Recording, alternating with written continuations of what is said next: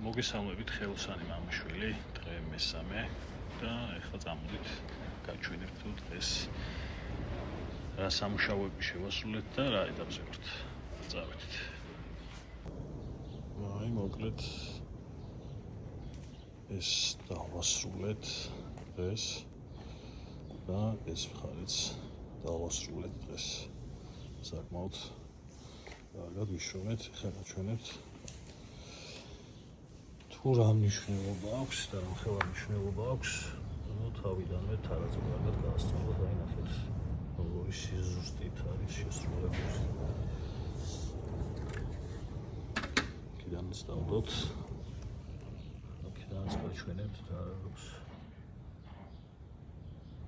ყველგან არის ესეთი სიზუსტით შესრულებული.